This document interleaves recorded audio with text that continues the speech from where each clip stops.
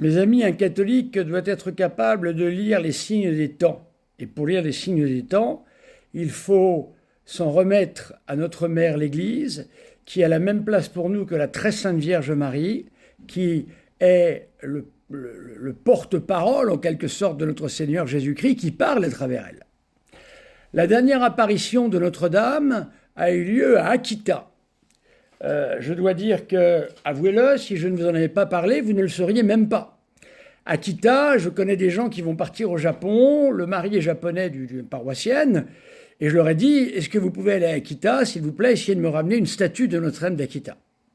Ils m'ont dit que c'était extraordinairement difficile de se rendre là-bas. Les horaires sont très courts, les moyens de locomotion très difficiles. La Sainte Vierge, pour nous montrer quel est notre dédain pour ces messages, a été, nous dire son dernier message, bien loin, au Japon, à une petite religieuse japonaise, sourde en plus, pour bien nous montrer que nous sommes sourds à ses appels. Lorsque le cardinal, l'évêque japonais, je crois que c'est Ito, a voulu aller à Rome pour déposer l'apparition de la Vierge Marie à Akita pour avoir l'avis de Rome. Le cardinal Ratzinger l'a arrêté à ce moment-là et a dit « Donnez-moi ce dossier, il faut que je le consulte ». Il était à l'époque à la doctrine de la foi. Et le cardinal Ratzinger a dit « Écoutez, il n'y a pas besoin d'aller plus loin dans les enquêtes, nous validons immédiatement, car ce que la Vierge Marie a dit à Akita, c'est le secret de Fatima qui est intégralement donné. » Voilà ce qu'a dit le pape Benoît XVI. C'est vérifiable, ce n'est pas une fake news. Je vous renvoie donc au message d'Akita, car nous sommes comme au temps du déluge, mes amis. Nous mangeons, nous dînons, nous nous marions, beaucoup de choses arrivent, et en même temps, nous avons sur la tête, un glaive qui nous attend, un glaive de feu. La Vierge Marie nous avait prévenus depuis longtemps. On pourrait partir du Sacré-Cœur de Jésus, presque le XVIIe siècle, ce cœur qui a tant aimé le monde et qui en a eu que des ingratitudes. Comment sommes-nous ingrats vis-à-vis de notre Seigneur et de tout ce qu'il a fait pour nous? Moi, le premier, je m'assois au banc des pécheurs, là. Et ensuite, il y a eu les apparitions, 3 apparitions majeures. La Salette, Notre-Dame de Fatima, Notre-Dame d'Akita, avec une aggravation du péché qui avançait de pire en pire. Aujourd'hui, nous sommes rendus à un niveau où c'est quasiment le démon qui agit librement dans notre monde. Voilà maintenant une loi abominable qui vient de passer sur la fin de vie, voilà, l'euthanasie. Cette loi, évidemment, est encore une plus grande fragilité pour les plus faibles.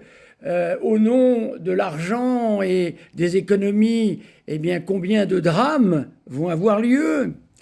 Concernant l'euthanasie voulue, je vous l'ai déjà dit, et je parle en catholique, en citant le catéchisme de l'Église catholique, c'est un péché mortel, non pas au sens de la mort, mais au sens que notre âme se détache de Dieu, est tournée vers la créature, vers autre chose.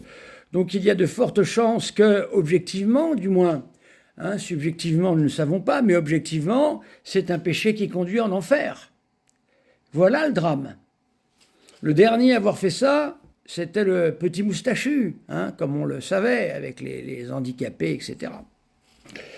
Et pendant ce temps-là, nous voyons que la consécration de la Russie, qui n'a jamais été faite, car Benoît XV avait décidé de ne pas la faire, c'est par la Russie aujourd'hui que nous sommes menacés. La Sainte Vierge dit « Un feu du ciel viendra détruisant les 2/3 de l'humanité et les vivants environ les morts. » Et au moment où cette loi abominable vient de passer, nous apprenons que l'Allemagne a donné des autorisations à Kiev pour pouvoir envoyer des missiles à longue portée vers la Russie, sans doute, je ne sais pas. Il faut voir ce qui va se passer.